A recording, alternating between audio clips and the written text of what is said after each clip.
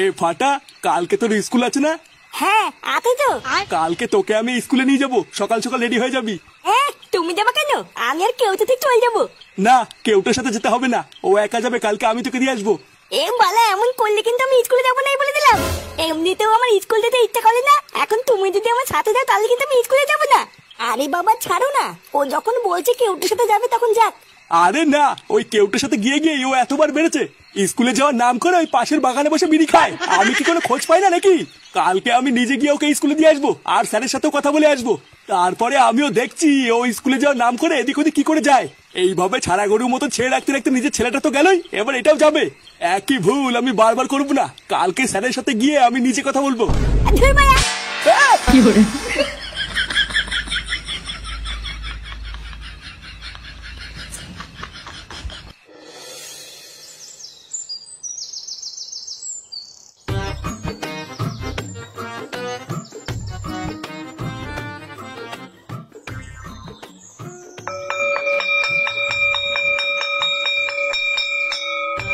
নমস্কার স্যার। হ্যাঁ বলুন নান্টু বাবু, কিছু বলবেন? আসলে স্যার আমি ফাটাকে স্কুলে দিতে এসেছিলাম, বুঝলেন তো, তাই ভাবলাম যাওয়ার পথে আপনার সাথে একটু দেখা করে যাই। ইয়ে মানে স্যার, ফাটা স্কুলে ঠিকঠাক পড়াশোনা করছে তো?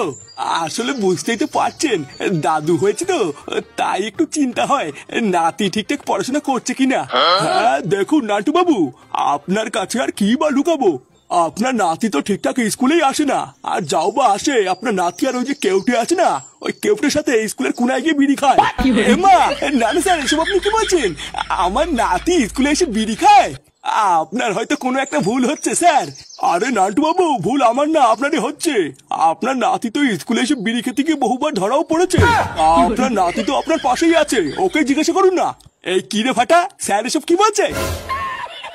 ও বুঝেছি, তার মানে তুই স্কুলে এসে এইসব করিস। দাঁড়া, আজ একবার বাড়ি চল, তোর কাঠ আমি খুলছি। বাড়ি থেকে গরম গরম এক থালা করে ভাত খেয়ে তুই স্কুলে এসে এইসব করে বেড়াস? আজকে স্যারের সামনে আমার মান সম্মান সব ডুবিয়ে দিলি। ছি, আমি আর কোন মুখ নিয়ে স্কুলে আসবো? আমার তো আর মুখ দেখানোর জায়গায় থাকলো না। দাঁড়া না, তুই আজকে একবার বাড়ি আয়, আমি বাড়ি গিয়ে তোর বাবাকে সব বলছি। তারপরে তুই দেখবি কত ধানে কত চাল।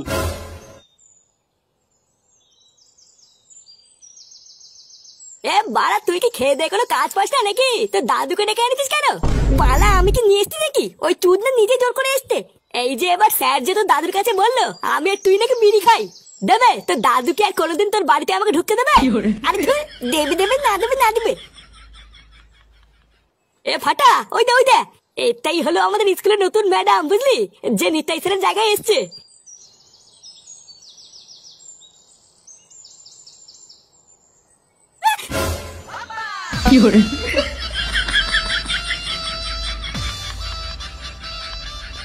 ওইভাবে তাকিয়ে কি দেখছেন? আমাকে তুলুন। আসলে আপনি কিছু মনে করবেন না, বুঝলেন, আমি না একদম বুঝতে পারিনি আপনি পড়ে যাবেন। এমা না না, এখানে মনে করার কি আছে? আপনি আমাকে না ধরলে তো আমি পড়েই যেতাম। না না, আমি থাকতে আপনি পড়ে যাবেন তাই হয় নাকি? ইয়ে মানে আসলে আপনার নামটা? আমার নাম মধুবালা। সেটা ভাঙা। কিছু বললেন? না না, কি আর বলবো, ভাষার বালি তো হারিয়ে ফেলেছি। এ ব্যাপারটা কি হচ্ছে বলতো? তো দাদুর সাথে ম্যাডাম কি এত কথা বলছে? ও তাই তো ভাবছি রে। যাই হোক, আপনি আমার আজকে যে উপকার করলেন, আমি ধন্যবাদ দিয়ে আপনাকে ছোট করব না। একদিন সময় করে আসবেন, আপনার উপকারের প্রতিদান আমি পুষিয়ে দেব। আচ্ছা আচ্ছা ঠিক আছে।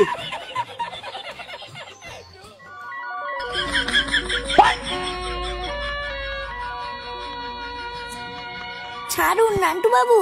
না শোনা, আমি ছাড়বো না। ছাড়ুন, সবাই দেখছে তো। দেখো গিয়ে, একবার যখন তোমাকে আমি কাছে পেয়েছি আর ছাড়বো না। আরে বাবা ছাড়ুন না, ছাড়ুন আমাকে, ছাড়ুন। কি গো, কি শুরু করেছো তুমি এইসব? হ্যাঁ ছাড়ো বৌমাকে, ছাড়ো। কি বৌমা? বৌমা, তুমি আমাকে ভুল বুঝছো না, আমি একদম বুঝতে পারিনি। সাদা বুড়ো পাঠা, যত বয়স বাড়ছে তত কি রস বাড়ছে নাকি? শেষ মেশ কিনে বৌমাকে জড়িয়ে ধরলে? সেই শেষ বয়সে কি তোমার কুরকুরে নিয়ে উঠেছে নাকি? হ্যাঁ, কোনটা ছেলের বউ কোনটা নিজের বউ সবকিছুরই পোঙা মেরে বসে আছো। যা দিনকাল পড়েছে এখন তো দেখছি ঘরের ভিতরে ইজ্জত নিয়ে খেলা চলছে। হ্যাঁ এইসব দেখার আগে আমার চোখের পুঙ্গা মারা হয়ে গেল না কেন?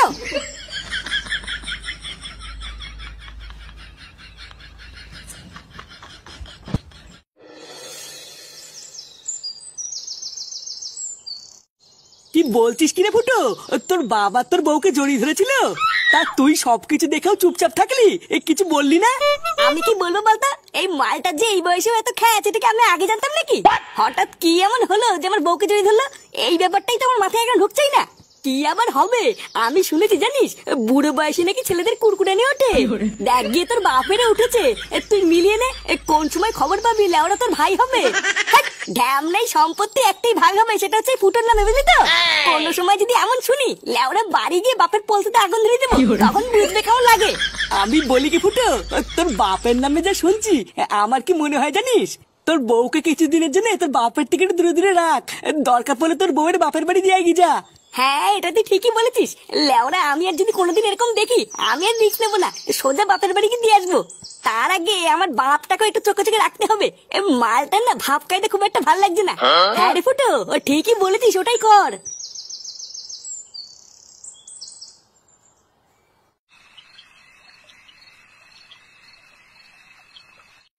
শোনো, আমি যা বলছি ভালো করে কান খুলে শুনবা। আজকে সকালের পর থেকে বাপের হাব ভাব আমার একদম ভালো লাগছে না, একটু সাবধানে থাকবা। লেওরা যাই হয়ে যাক, ডাক্তার একটা মরে গেলেও বাপের আশেপাশে যাবে না, ঠিক আছে? আচ্ছা, যা দেখছি ওই মালটার এখন ভাদ্র মাস চলছে, কখন যে কি করে ফেলবে ধরতে পারবে না। সকালের এই সিন হওয়ার পর বাবা কি তোমাকে আর কিছু বলেছে? হ্যাঁ বলেছে তো, দুপুর বেলায় আমি যখন ঘরে ঘুমাচ্ছিলাম তখন এসেছিল। ঘরে এসেছিল? তারপর ঘরে এসে কিছু করেনি তো? না গো, শুধু ঘরে এসে বললো বৌমা আমার ভুল হয়ে গেছে, ব্যাস এইটুকুই বললো, আর কিছু করেনি তো? আরে না গো, আবার কি করবে? না না, কিছু না কিছু না। জানো বাবা, আজকে স্কুলে গিয়ে দাদু কি করেছে? স্কুলে গিয়ে আবার তোর দাদু কি করলো? আরে আজকে স্কুলে নতুন ম্যাডাম এসেছে, বুঝলে তো? তারপরে দাদু যখন যাচ্ছিল,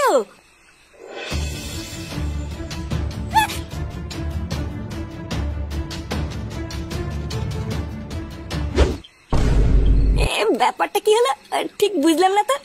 স্কুলের এই ব্যাপারটার সাথে পরীকে জড়িয়ে ধরার ঘটনার কি কোনো মিল আছে নাকি? না, এই ব্যাপারটা তো পুরো মাথার উপর দিয়ে যাচ্ছে, কিছুই তো বুঝতে পারছি না। কালকে থেকে বাপের উপরে একটু নজর রাখতে হবে, তাহলেই সবকিছু ক্লিয়ার হবে। যাও যাও শুয়ে পড়ো, অনেক রাত হয়ে গেছে। কালকে সকালটা আগে হতে দাও, তারপরে পুরো ব্যাপারটা ঘেটে দেখছি।